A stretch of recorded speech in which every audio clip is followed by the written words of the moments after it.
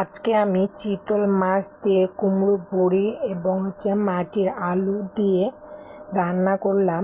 কিভাবে রান্না করেছি এই রেসিপিটা আপনাদের সাথে শেয়ার করব। চলুন তাহলে রেসিপিটা দেখে নেওয়া যাক।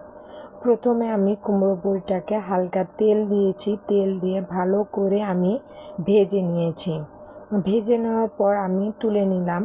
তুলে নেওয়ার পর আবার আমি তেল দিলাম, হালকা পরিমাণে তেল দিয়েছি। মাটির যে আলুটা, এই আলুটাকে আমি সুন্দর করে কেটে বেছে ধুয়ে পরিষ্কার করে নিয়েছি। তারপর এখন আমি হলুদ এবং লবণ দিয়ে এখন আলুটাকে ভালো করে ভেজে নেব। কিছুক্ষণ সময় নিয়ে ভেজে নেব। মাটির চুলায় তরকারি রান্না করলে তরকারির স্বাদটা অনেক দ্বিগুণ বেড়ে যায়। প্রথমে আমি কড়াইতে তেল দিলাম পরিমাণ মতো, তারপর পেঁয়াজ কুচি দিলাম। পেঁয়াজ কুচি দেওয়ার পর হালকা যখন নরম হয়ে আসলো তখন আদা রসুন জিরা বেটে রেখেছিলাম পরিমাণ মতো দিয়ে দিলাম। দিয়ে দেওয়ার পর যতক্ষণ পর্যন্ত কাঁচা গন্ধ না গেছে ততক্ষণ পর্যন্ত আমি মশলাটাকে ভালো করে কষিয়ে নিয়েছি। তারপর পরিমাণ মতো পানি দিয়ে দিলাম। এখন শুকনো উপকরণগুলো দিয়ে দিচ্ছি।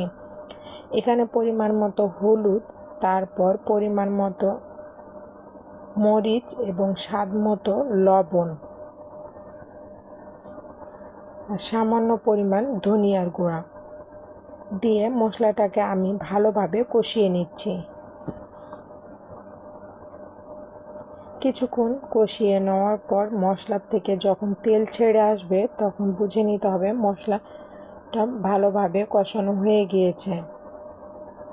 আমি কিছুক্ষণ মশলাটাকে কষিয়ে নিলাম। কষিয়ে নেওয়ার পর এখানে ভেজে রাখা আলুগুলো এর মধ্যে দিয়ে আরও কিছুক্ষণ আমি কষিয়ে নেব।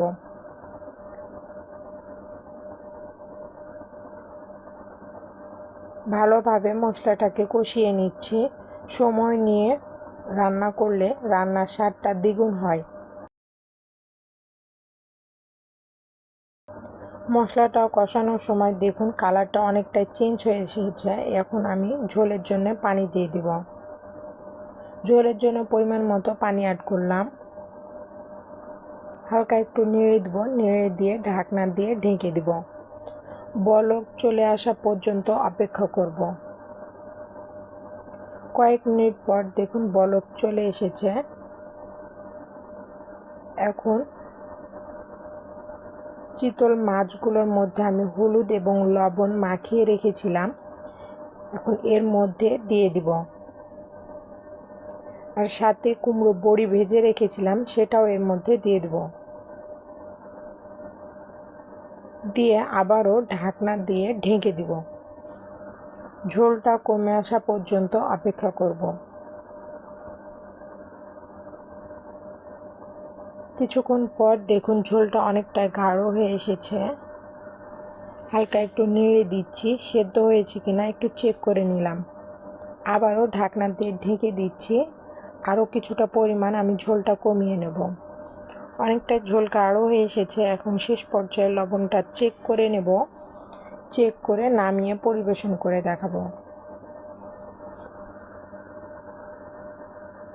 এভাবে রান্না করে খেতে কিন্তু বেশ দারুণ লাগে।